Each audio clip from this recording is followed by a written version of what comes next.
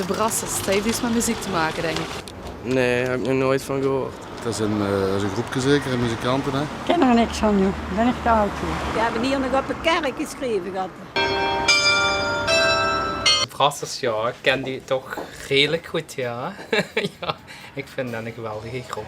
De Hamondse band De Brassers was begin jaren 80 een begrip in de punk- en new wave wereld.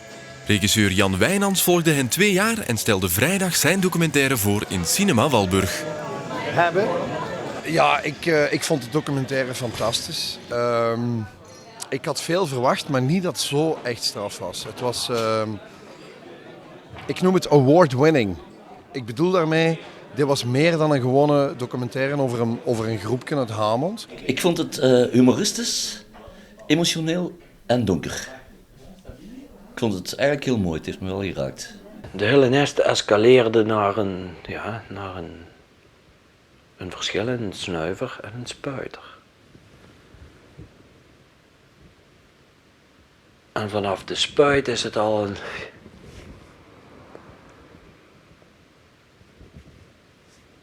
Dan is het al de weg naar waar. My image is cracked! Opgemerkte gast is Duitser Thomas Parkman. Hij is helemaal uit Berlijn naar Hamond gekomen voor de première.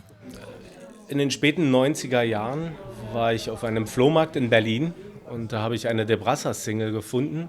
Die hat mir vom Cover her sehr, sehr gut gefallen.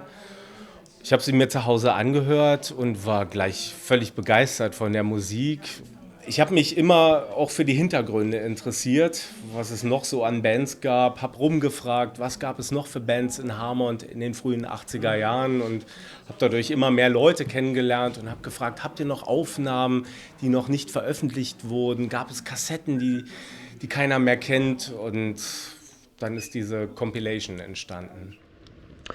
Technisch Instituut Maria Middelares, aan de ouders van mensen die in de buurt van de Brassers rondhingen. Ja, met een tijd is dat niet meer te lezen eigenlijk. De inkt is vergaan.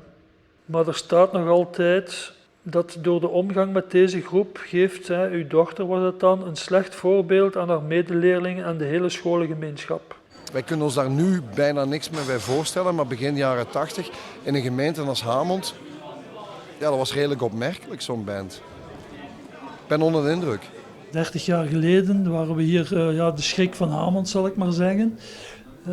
Gehaat door velen en we hebben veel mensen gechoqueerd en zo, maar ergens is het ook in de loop van de tijd goed gekomen en wordt op een of andere manier wel gekoesterd door de stad.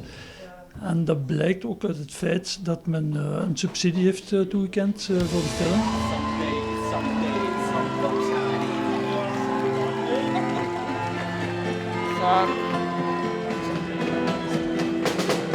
Ergens denk ik dat vanavond gebleken is dat het toch wel goed gekomen is. En dat blijkt ook uit het einde van de film, die volgens mij een ode aan de vriendschap is. Een vriendschap tussen de groepsleden van de Brassers. Op 8 december kan je in de Musicodroom van Hasselt naar de documentaire en een concert van De Brassers.